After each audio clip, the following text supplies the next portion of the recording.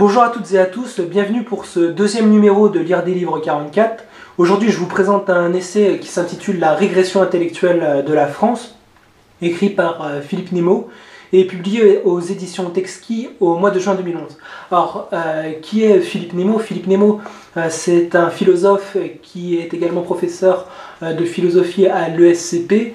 Il est notamment connu pour sa conception libérale et anti-droit de l'homiste en France, et donc il a notamment écrit un livre qui s'appelle Les deux républiques et qui l'ont particulièrement fait connaître, et notamment pour ses positions réactionnaires vis-à-vis de l'enseignement dans l'éducation nationale actuelle. Donc il est en opposition sur la question de l'école avec par exemple des personnes comme Philippe Mérieux. Alors, comment est-ce qu'on peut qualifier ce livre de Philippe Nemo, La régression intellectuelle de la France?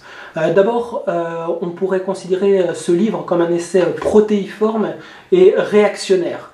Pourquoi? C'est un essai qui est à la croisée de plusieurs champs de réflexion, à la fois philosophique, sociologique et politique.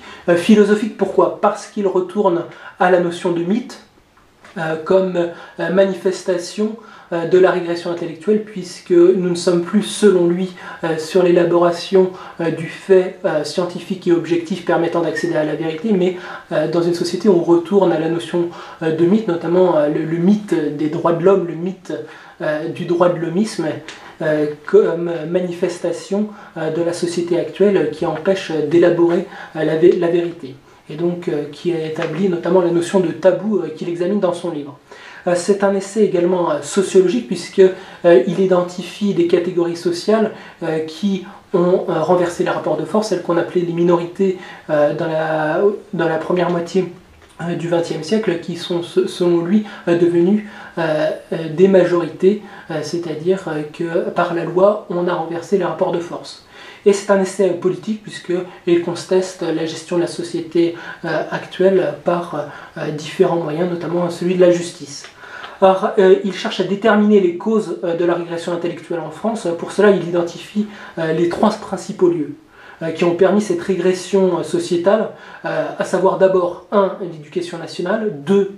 le milieu journalistique, et 3. la justice.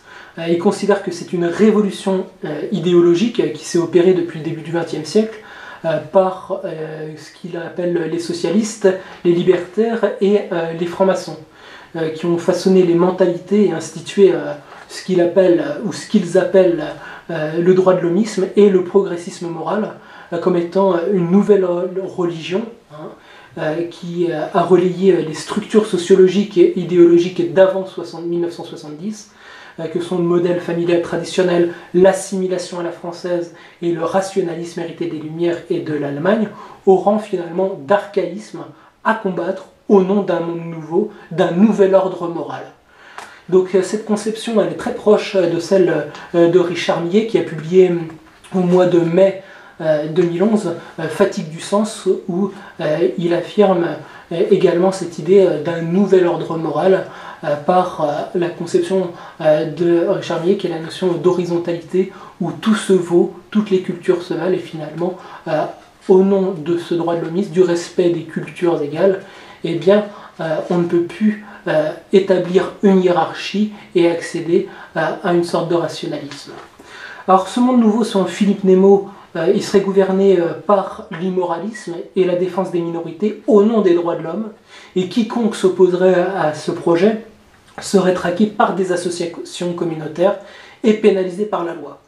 Alors, c'est ainsi, selon lui, en réaction à l'aplanissement et à l'affaiblissement généralisé de la réflexion dans le débat public contre lequel il s'insurge, et l'uniformisation des idées.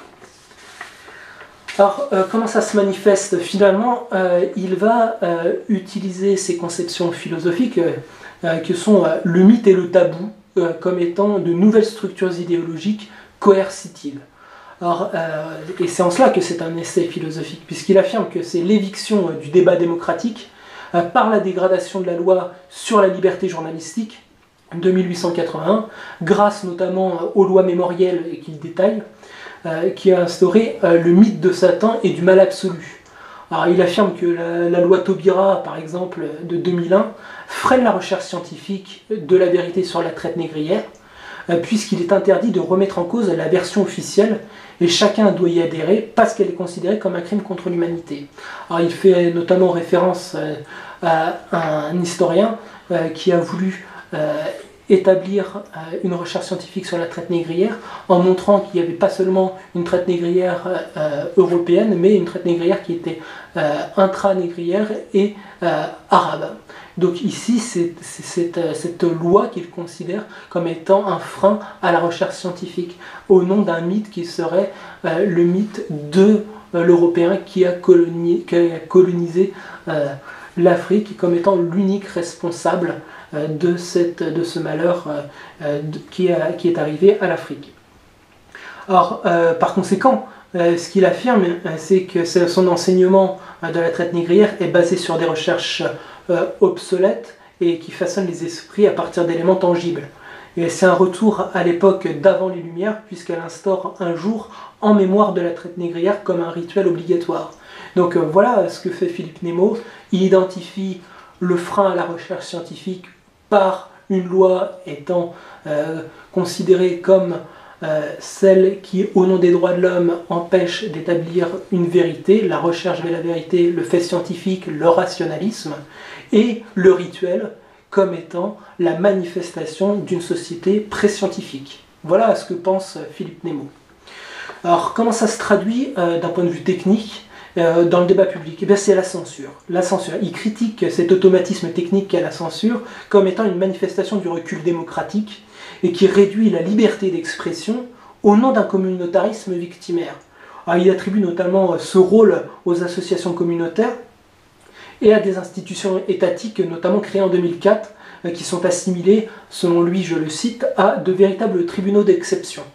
Alors, il fait référence notamment à l'affaire Christian Van Est, qui a été poursuivi pour incitation à la haine contre les homosexuels, et à l'affaire Hortefeux sur la communauté arabe dans un contexte privé, ou encore l'affaire Golnisch sur la question des camps d'extermination. Alors cette censure, selon lui, elle réduit et punit selon des opinions et non des actes comme elle devrait le faire. Donc voilà l'analyse que fait Philippe Nemo.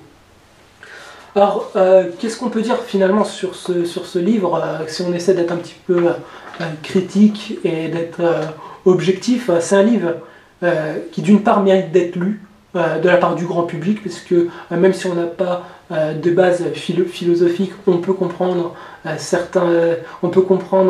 sa façon d'envisager les choses, et parce qu'il est concis et parce qu'il est précis et analytique, mais également parce qu'il fait l'effort d'être simpliste dans certains passages. Alors, il met à nu les dessous d'un soi-disant humanisme en exhibant ses rouages juridiques et idéologiques. Voilà le mérite qu'il a. Il montre également que sous couvert de démocratie et de défense des minorités, eh bien, il y a un primat du droit individuel qui règne à partir du moment où c'est un bon consommateur qui obéit au nouvel ordre moral. La censure n'a de sens finalement que parce qu'elle doit permettre à chacun d'exister et de consommer dans un état ultralibéral. Alors ça va être ça la contradiction de Philippe Nemo.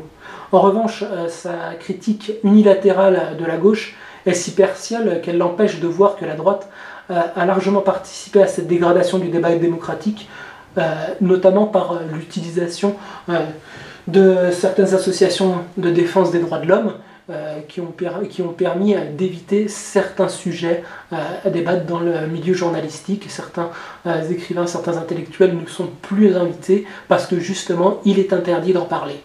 Donc voilà ce qu'ils mettent en avant. Donc c'est bien cette opposition entre la sphère privée où certains pensent certaines choses et qu'il est impossible de débattre sur l'espace public. Donc c'est cet antagonisme finalement qu'ils mettent en exergue entre l'espace public où il y a une doxa, une pensée dominante, où il est impossible de parler de certains sujets, mais qui est largement partagé par la plupart des personnes dans la sphère privée. Donc c'est un déni de démocratie finalement qu'il essaie de mettre en avant. Donc je vous conseille ce livre à lire avec précaution, comme chaque livre, puisque c'est un essai et puisqu'il est partial. Et avant tout, lire Philippe Nemo, c'est un acte qui montre qu'on essaie de s'ouvrir à un texte qui est aux antipodes de la pensée dominante. Merci d'avoir écouté cette deuxième vidéo commentée pour lire des livres 44. Bonne lecture et à bientôt.